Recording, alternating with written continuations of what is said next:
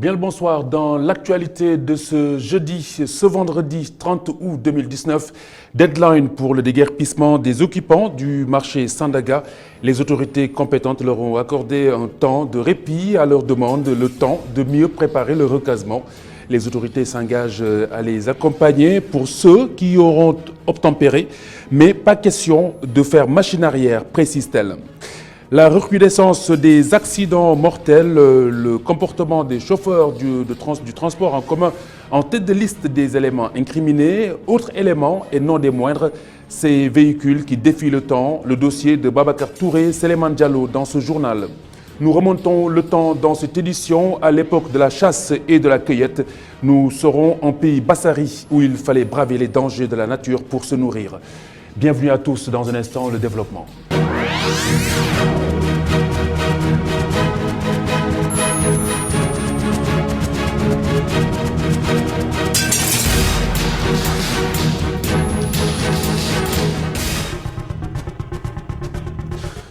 La mort des deux détenus à la prison, à la maison d'arrêt et de correction de Rebeuss.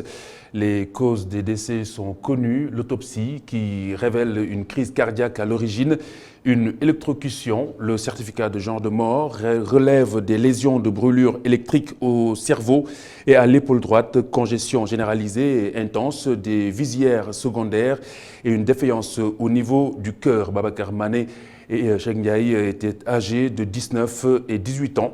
Le drame a eu lieu, je le rappelle, mardi. Le communiqué de l'administration pénitentiaire annonçait une bousculade dans la chambre 11 suite à un mouvement de panique provoqué par un ventilateur défaillant qui semblait prendre feu. Les victimes avaient été inculpées et placées sous mandat de dépôt pour vol.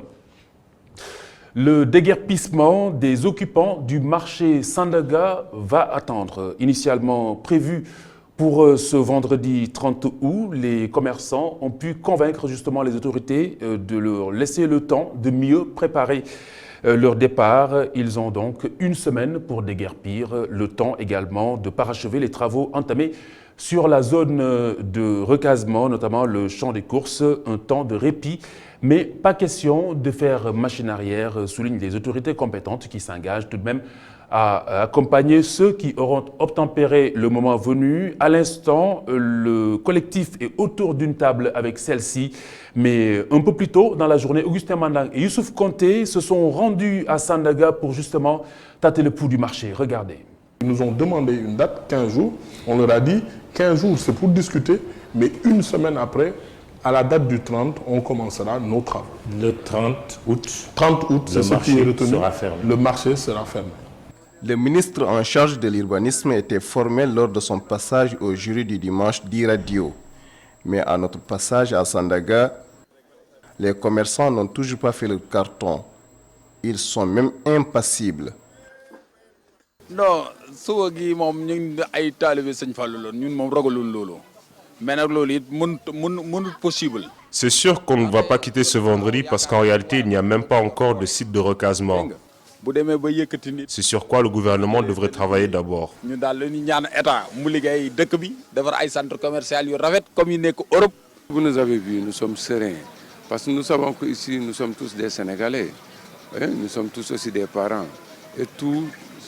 Quand on veut bien faire, il faut qu'on mette tout sur la table. Il n'y a que la négociation qui ouvre le bon chemin. Selon le vice-président de And Tahaou Sandaga, le marché ne va pas fermer ce vendredi comme annoncé. Le ministre, quand il disait ça, ce n'était pas une audience clôturée. C'est-à-dire qu'il y avait toujours des ouvertures de négociation, raison pour laquelle je parle ainsi. Parce que nous devons nous asseoir.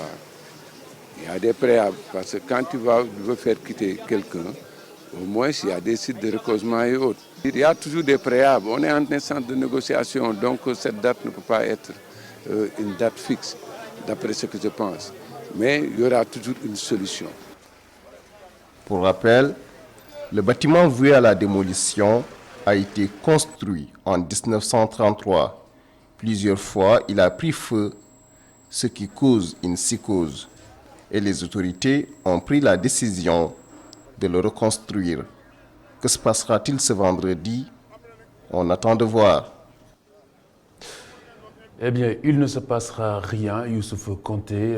Ils ont pu bénéficier d'un report, donc ils ont une semaine pour faire leur carton justement et rejoindre la zone de recasement, notamment, je le disais tantôt, les champs de course. Pendant ce temps, le marché Fora appelle les autorités à l'aide. Les occupants n'en peuvent plus de l'insécurité, mais aussi de l'insalubrité qui règne sur les lieux. Ce marché, où l'on propose pour l'essentiel de la viande, devrait abriter un abattoir pour limiter les dégâts. C'est du moins la conviction de certains d'entre eux. Oumar Bokoum et Boudal Ndiaye qui étaient sur place. Fora est l'un des marchés qui alimente la banlieue en viande. Ces commerçants du marché de la banlieue éprouvent d'énormes difficultés pour s'en sortir. Parce que nous avons beaucoup de problèmes ici au marché Fora. Nous achetons les bœufs très chers. Nous éprouvons à chaque fois des pertes de plus de 50 à 75 000. Au-delà de ces difficultés, les marchands de viande vivent dans l'insécurité et dans une insalubrité totale. Le marché n'a pas de sécurité. Nous n'avons pas aussi de toilettes. Pour ces jeunes qui s'activent dans ce marché, la mairie n'a pas correctement fait son boulot. Il nous faut un abattoir parce que nous éprouvons d'énormes difficultés pour tuer nos bœufs. Il nous faut également un vétérinaire qui va suivre nos bêtes. L'autre revendication des marchands de viande est la mise en place d'un abattoir. Nous demandons quand même un petit appui venant de la commune. Le marché Fora, qui ravitaille une grande partie de la banlieue en viande, fait face à d'énormes difficultés. L'insalubrité, l'insécurité, entre autres. Les marchands du dit marché interpellent les autorités sur la construction d'un abattoir. Boudal. Et puis la faucheuse qui hante les routes sénégalaises avec cette recrudescence des accidents de la route mortels pour la plupart. La situation interpelle au plus haut point et dans cette tentative d'explication, le facteur humain est le premier élément relevé, notamment l'indiscipline et le manque de formation des automobiles en général. Gorgui Diaoutiam et Ndeye Mariam Gueye. La recrudescence des accidents de la route au Sénégal est très inquiétante. Pas plus tard qu'hier, dans la banlieue à Yeumbeul, 2 bus de type Tata qui faisaient une rodéo sur la route ont fauché un gamin de 6 ans. Cette tragédie est la dernière manifestation de l'indiscipline généralisée des automobilistes. La principale cause des accidents, c'est l'indiscipline. Parfois, vous voyez qui, en principe, doit vous céder le passage, mais qui vous bloque complètement la circulation jusqu'à créer l'irréparable. Les routes ne sont point étroites, ce sont plutôt les cœurs. D'autre part, les versements quotidiens qui sont hantises des conducteurs sont aussi le facteur de nombreux accidents. À cause des versements énormes qu'ils doivent à leurs patrons, les chauffeurs de car rapide et Ndiagandiaye se disputent les clients, ce qui les pousse à rouler à tombeau ouvert. Ici chez nous, il n'y a pas de sanction. Je n'ai jamais vu un transporteur qui a laissé son chauffeur à cause des accidents. Seulement à cause des versements, quelque chose comme ça.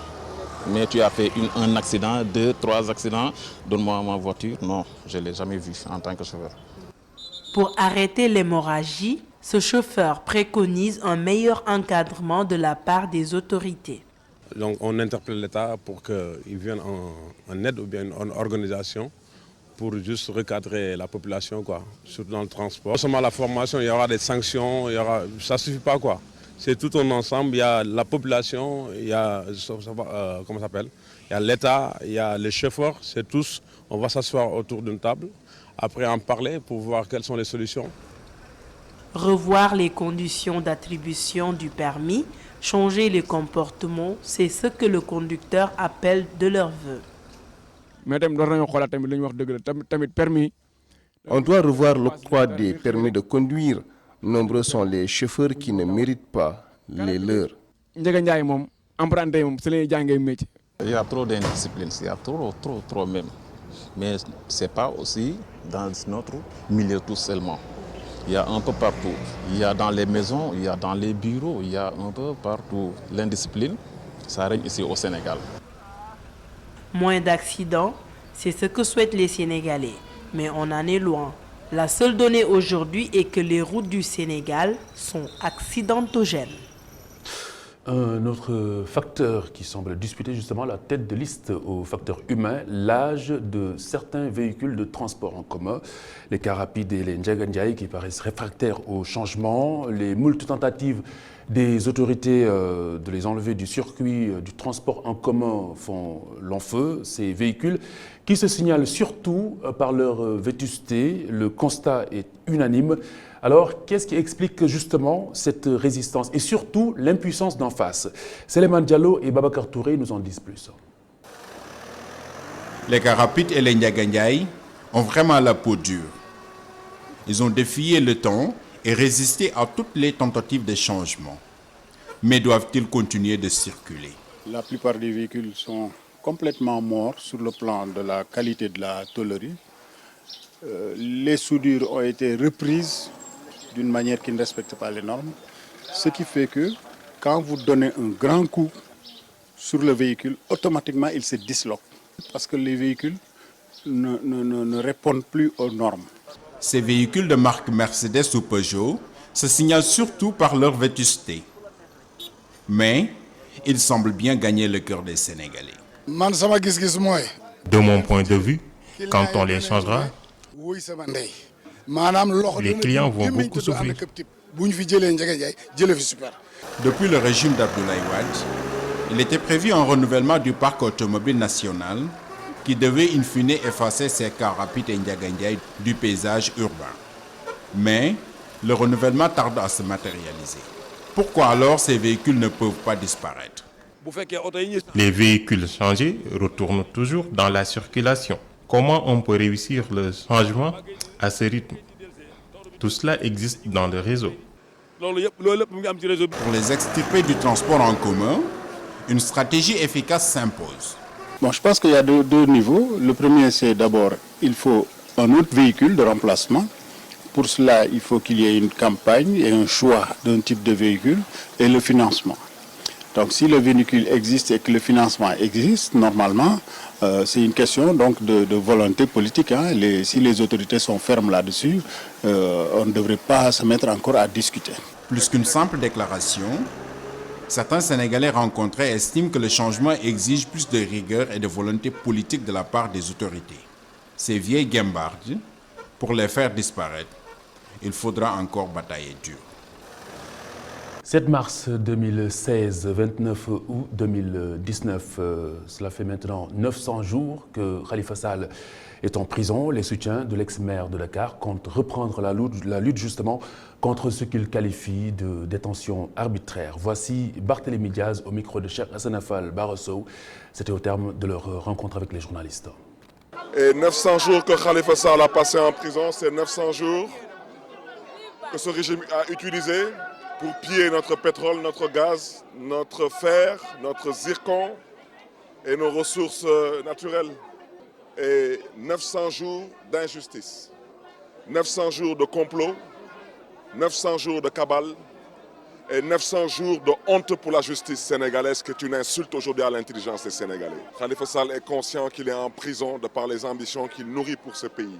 Et Khalifa Sall est conscient que les raisons qui l'ont conduit en prison sont aujourd'hui plus que d'actualité.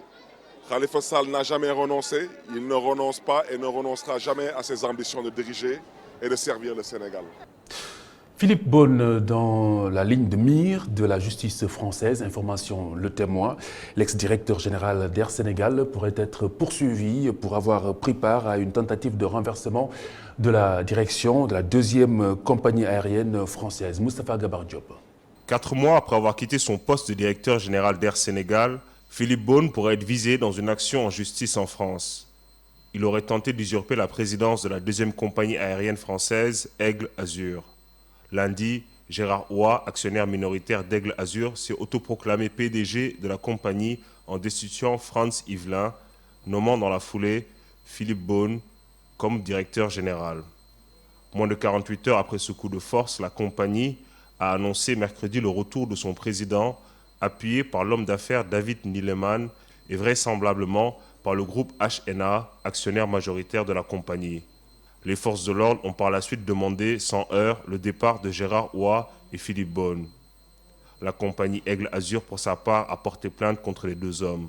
La nomination en août 2017 de Philippe Beaune à la tête d'Air Sénégal avait créé la surprise. Au moment de sa démission, le 19 avril 2019, il laisse derrière lui des pertes d'environ 25 milliards pour le compte d'exploitation de services 2017-2018.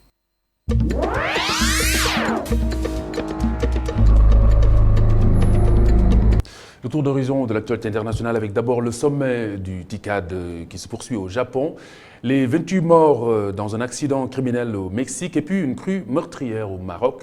Mais on démarre par la Gambie voisine qui a enterré son premier président de la République, Assane Gueye.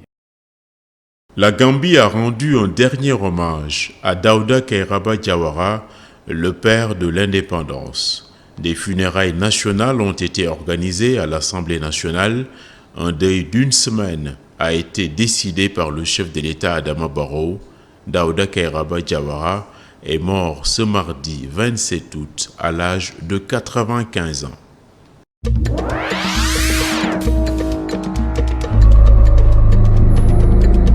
Au Maroc, la crue subie d'une rivière a submergé un terrain de football dans un village du sud.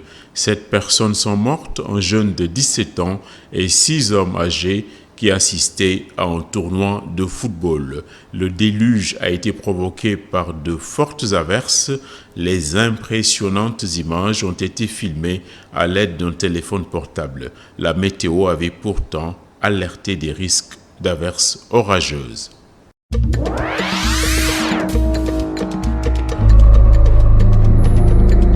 La 7e édition du TICAD, la conférence dédiée au développement du continent africain, se déroule au Japon dans la ville côtière de Yokohama. C'est l'occasion pour l'Empire du Soleil Levant d'afficher sa volonté de renforcer sa présence en Afrique et d'y bousculer la Chine, dont la politique économique en Afrique est très agressive.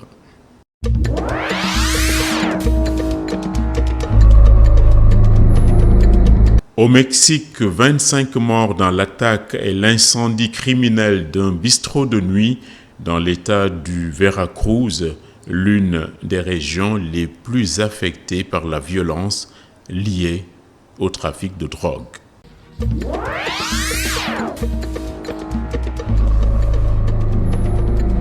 Au Mexique, 25 morts dans l'attaque et l'incendie criminel d'un bistrot de nuit dans l'État du Veracruz, l'une des régions les plus affectées par la violence liée au trafic de drogue.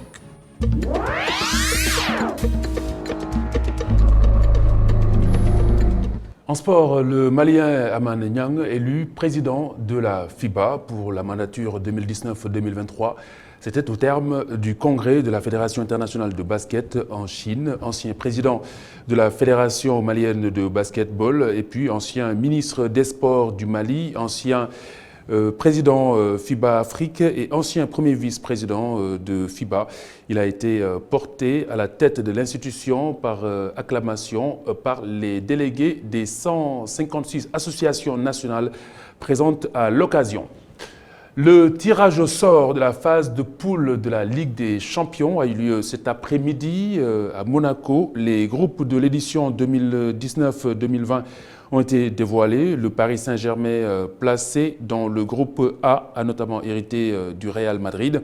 De son côté, l'Olympique lyonnais devra se rendre en Russie, au Portugal et en Allemagne. Et puis Lille devra de son côté tirer son épingle du jeu contre Chelsea, l'Ajax et Valencia CF. La poule F est considérée comme la poule choc FC Barcelone, Borussia Dortmund, Inter de Milan et Slavia Prague. Le spoken word ou slam, voilà un art qui gagne de plus en plus de terrain chez nous au Sénégal. Cette poésie urbaine née aux États-Unis se veut engagée, libre et authentique. Même s'il semble facile, cet art nécessite tout de même beaucoup de recherche et surtout de la lecture pour être utile. Silignang et Cheikh Hassan Fall. Testament laissé aux hommes par des hommes serait... Le slam est une poésie déclamée sur fond musical ou non. Art d'expression orale populaire, les slameurs déclament, lisent, scandent, chantent, jouent avec les textes et les mots. Le slam, un art qui attire pour différentes raisons. À la base, je faisais du rap jusqu'en 2005. Après, je me suis concentré sur mes études et tout. À l'époque où j'étais étudiant en communication à ITICA ici, Dakar, j'avais besoin d'une plateforme pour m'exprimer parce qu'on faisait des simulations en classe. Et là, c'était une très belle plateforme pour moi de m'exprimer, voilà, d'affronter le public. Une passion qui m'a suivi dès mon enfance parce que j'écrivais beaucoup. C'était très rare aussi que je montre aux gens ce que j'écrivais. Avec le temps, avec le développement, je me suis dit pourquoi ne pas me lâcher. Bon, ce qui m'a poussé à faire du slam comme le tarif en même temps, c'est juste pour conscientiser la population, en même temps aussi valoriser la culture africaine. La gestuelle, les mots ou le fond, voilà des aspects qui sont importants dans cet art. Le fond surtout. La forme peut différer selon les artistes, selon les slameurs. Mais le fond est nécessaire dans l'écriture. Parce que la concurrence se fait plus dans le fond, je peux dire, que dans la forme. C'est juste l'information que l'on fait passer. Parce que souvent, comme on le dit, l'artiste est un gardien du bon visage de sa société. Donc l'important, c'est de garder ce visage-là et d'essayer souvent de le rendre bien. Une poésie urbaine qui nécessite beaucoup de recherche et de la lecture pour un bon rendu. Il faut avoir de la connaissance pour écrire. Il faut aussi du savoir. Et le savoir, comme on le dit, le savoir se trouve dans les livres. Donc il nous faut nous abreuver des livres pour pouvoir écrire quelque chose de bien qui pourrait être utile à la population. Ça nourrit l'esprit. Parce qu'un slam aussi, ce n'est pas du slam seulement. Il faut vraiment des recherches au préalable. Il faut vraiment se documenter, il faut lire beaucoup. À la base, c'était du reading performance. Lire les Kadima Diakhaté Kala, lire Cheikh Moussa Ka, parce qu'ils écrivaient en Wolof. Loin de la poésie et de ses règles, loin du rap et de ses sonorités, le slam, grâce à la tonalité des cordes vocales et la sincérité des mots, réussit à toucher les cœurs et à se faire son petit bout de chemin dans la sphère culturelle sénégalaise. yoonu wut dafa bëri jam-jam muy bu koom-koom wala bu xam-xam faw nga nangoo tarbiyu ngir jot ci am-am. yàgg naa tijji ay buntu duma vachette yàgg naa teral sama askan wante li lay lakk say mbokk lay jóge te kenn ci ñoom du ci yoore xaal. Nous remontons le temps après cette danse des mots. Comme promis en début d'édition, en pays Bassari, les ancêtres vivaient de feuilles d'arbres et de chasse, mais il fallait braver les dangers de la nature. Yann Dembetine et Barresso. En pays Bassari, l'insécurité a toujours dicté sa loi. Et pour y faire face, la communauté élabore des méthodes pour décliner l'identité de ses membres en brousse. Boobu temps jeune Bassari yi ñoom dañu doon attaché xob rognier au niveau du corps. À l'époque, les jeunes Bassari attachaient des feuilles de rognier au niveau de leur corps quand ils sortaient la nuit à la recherche de nourriture. Ils vivaient des sachs, entre autres, et étaient toujours en brousse. Et ces ceintures sur leur corps étaient des repères pour identifier leurs parents. Waaw maintenant bu Bassari bi gis benn Bassari benn nit avec des feuilles de rognier, il savait très bien que ça c'était un Bassari. Donc on ne le tuait pas parce que les feuilles de rognier c'était un repère. Les Bassari vivaient de la chasse, des feuilles d'arbres ou autres. Une nourriture qu'ils trouvaient à leurs risques et périls. Beaucoup de temps, ils étaient très fatigués, soit renier des racines. Ils prenaient creuser des racines dans l'arbre là, Là, voilà. On appelle nous en cambre. Il y a une gaz, reine, la racine.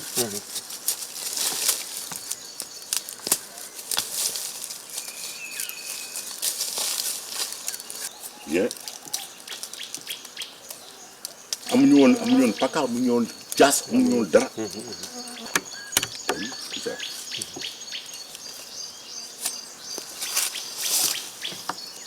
Ce qu'ils mangeaient. Oui. Soit des fruits, soit des feuilles. Les ignames sauvages, quand tu trouvais ça, une croquette ça, tu peux l'avaler. Ok. Pour soigner, pour enlever. Ok. Dans cette contrée, il existe 7 noms de famille, nous dit l'historien Balingo. Et tous les fils de la localité portent les noms de famille de leur maman. Benja, Bouban, Bianquinche, Bies, Bangar, Bonang et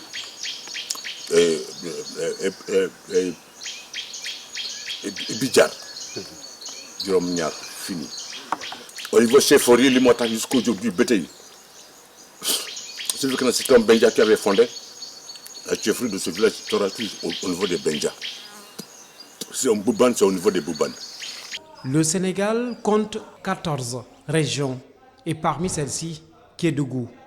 Dans cette partie du pays, la tradition et la culture valent de l'or dans cette zone aurifère. Merci Yann Dembatine, merci à vous mesdames et messieurs d'avoir suivi cette édition. 23h du Kibari et vous retrouvez sur le Diakoumpa. Juste après IR de Sophia Ba, Robert Zimmerman nous inspire avec le professeur Sangde Diouf. Excellente soirée à toutes et à tous. Au revoir.